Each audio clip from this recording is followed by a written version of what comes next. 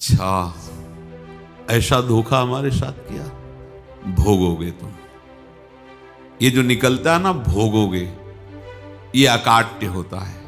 क्योंकि किसी का भी हृदय, मान लो किसी भी जीव जंतु को आप कष्ट दें और उसका हृदय आह भर जाए, तो वो आह वज्र की लेखे तुम्हें भोगना पड़ेगा। वो आह किसी की ना लेना जिंदगी।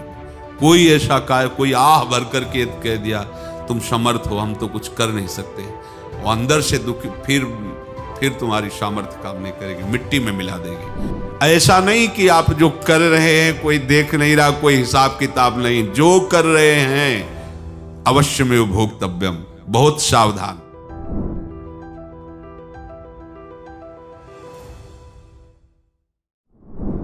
जीव स्वयं नित्य निरंतर कर्मों के जाल को रच रहा है और अपने आप को बांध रहा है। आपको मुक्त होना है, बंधना नहीं है। जीव का जन्म कर्मों के अनुबंध से होता है, कर्मों के बंधन से होता है, और उसको अपना ऋण चुकाना होता है। कर्मानुबंध ये बहुत सूक्ष्म विषय है। जैसे आप जिस परिवार में जन्म लिए हैं, तो उस परिवार के लोगों से आपका ऋण है, इसलिए उसी परिवार में आप आए हैं। और ऋणानुबंध, उसको बिना चुकाए या बिना वसूल किए आप वहां से जाएंगे नहीं। आपको लेना है तो वसूल करना है, और देना है तो चुकाना है। ये पूर्व के जन्मों से निश्चित किया गया है। जैसे किसी के यहां पुत्र हुआ, जन्म से ही पैसा खर्चा शुरू हुआ, जो बड़ा हुआ तो उद्दंडता के द्वारा मार पूरे परिवार को क्लेश पर क्लेश देता चला जा रहा है। ये तुम्हारे कर्म का फल है। या ऐसे शक्तिहीन बुद्धिहीन ऐसे पागल पूरे जीवन सेवा करो, तुमसे अपना हिसाब चुकाने के लिए वो आया है।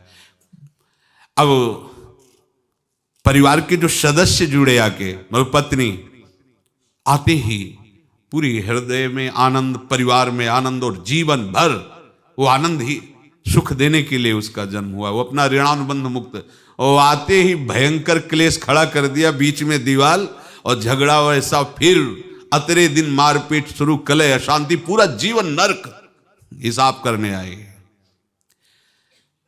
यहां ऋण चुकाए बिना कोई जा नहीं सकता, ऋण चुकाना पड़ेगा। किसी का ऋण वसूल करना है तो किसी को ऋण चुकाना है, दोनों काम करने होते हैं। अनेक जन्मों में अनेक लोगों के साथ हमने जो बर्ताव किए हैं, अच्छे या बुरे, वो होंगे। अब किसी आदमी को हम जानते नहीं, अचानक मिला, अचानक टक्कर लगा और मार पीट गाली गुप्ता सब कर दिया, चुपचाप सह लो। क्यों?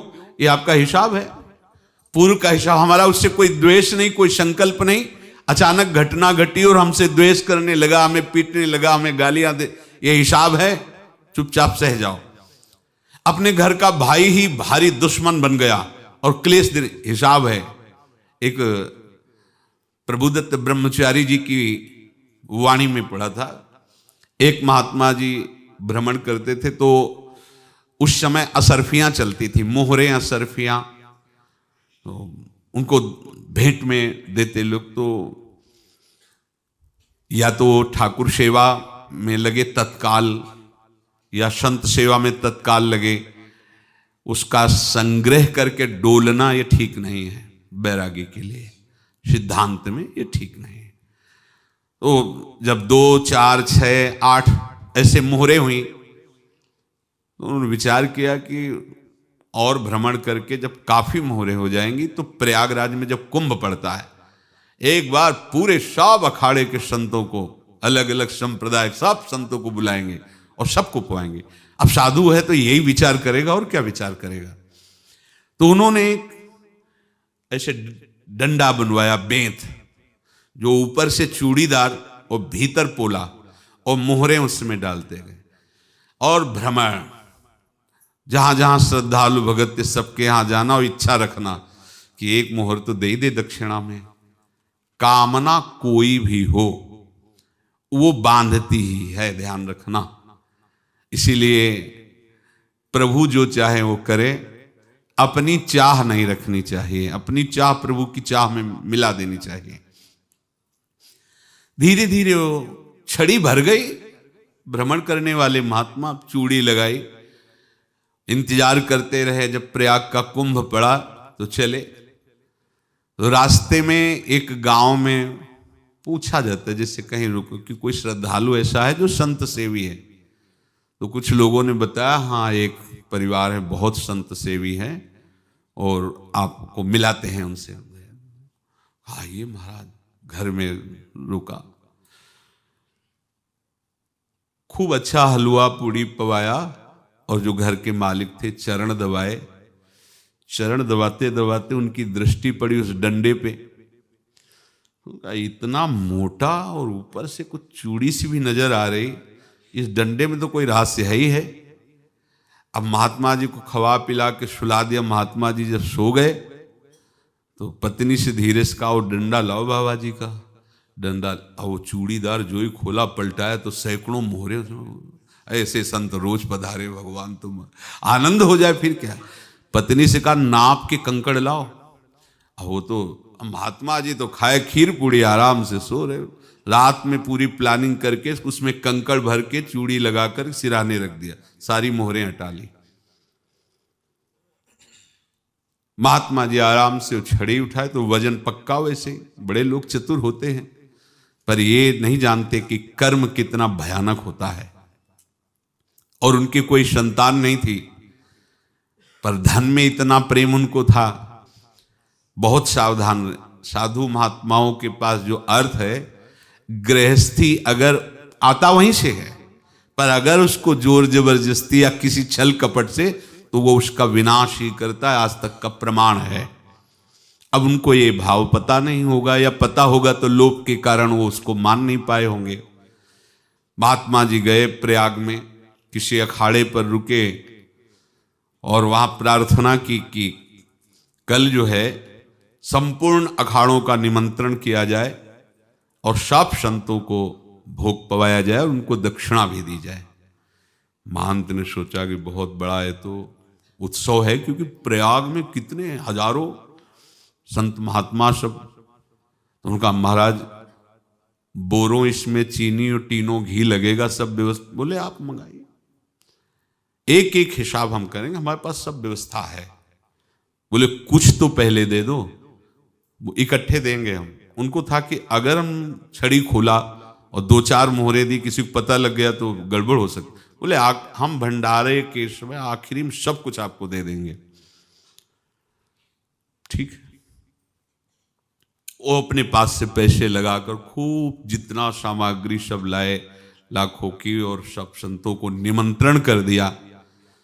संत जन निमंत्रित हो गए, भंडारा बन रहा है। तब वहां के महंत है और उनका देखो भंडारा भी बन रहा है, संतों को निमंत्रण।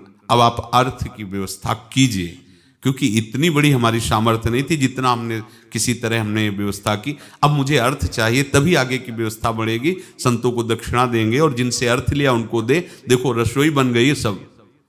उनका छत में विश्वास नहीं तो ये अभी चूड़ी खोली। उनको तो था ना कि मोहरे हैं, कंकड़। तो जैसे कितना उनको सदमा लगा होगा। हजारों संतों का निमंत्रण, रसोई बन, मतलब संत हो के छल कपट। तो उनका महाराज आपने तो हमारा नाश कर दिया, जो महंत थे। अब बताओ रसोई बन गई, संत निमंत्रित हो गए और आप ये कंकड़ दिखा रहे हैं हमको। आपने तो हमें बर्बाद कर दिया, हमारी इतनी सामर्थ्य नहीं थी, आप पहले बता देते। संत होकर ऐसा छल कपट। अब वो बोले तो क्या बोले, क्योंकि उनको पता था कि मोहरे हैं इसमें। अंदर से उनका चिंतन गया उसी सेठ के पास, अच्छा ऐसा धोखा हमारे साथ किया, भोगोगे तुम। ये जो निकलता है ना भोगोगे, ये अकाट्य होता है। क्योंकि किसी का भी हृदय, मान लो किसी भी जीव जंतु को आप कष्ट दें और उसका हृदय आह भर जाए, तो वो आह वज्र की लेख है, तुम्हें भोगना पड़ेगा। वो देखो भीष्म जी को भोगना पड़ रहा है ना। सांप को ऐसे धनुष की नोक से उठाया और बंबूल के कांटों के ऊपर फेंक दिया, कई दिन तक शेदा हुआ, वो आह भर करके मरा। तो आपको 6 महीने बाणों की सैया पर आह किसी की ना लेना जिंदगी में। कोई ऐसा कोई आह भर करके कह दिया तुम समर्थ हो, हम तो कुछ कर नहीं सकते, और अंदर से दुखी, फिर तुम्हारी सामर्थ्य काम नहीं करेगी, मिट्टी में मिला देगी। फिर ये तो संत थे और भगवत आराधना के लिए, संत आराधना के लिए ही ऐसा किए हुए थे। अब इनका कैसे मुंह दिखाएं, अब क्या करें। सुबह संत जन आएंगे, सबके बीच में हमारी कि देखो इन्होंने, अब क्या करें। गए और संगम में जाके छलांग लगाई, अपने प्राण त्याग दिए। अब उनके तो पास मोहरे थी और व्यापार बढ़ा, और 9-10 महीने बाद ही लड़का हुआ। अब तो उनको कि संत फलीभूत हो गया। देखो व्यापार चल रहा, लड़का नहीं होता था, लड़का भी हो गया, बड़ा आनंद छा रहा है। जब से वो प्रकट हुए और धन की वृद्धि शुरू हो गई, पढ़ाई लिखाई में उनके खर्चा हुआ सब, बस बीमारी शुरू हो गई उनके शरीर में। अब उसमें पैसा जाना शुरू हुआ।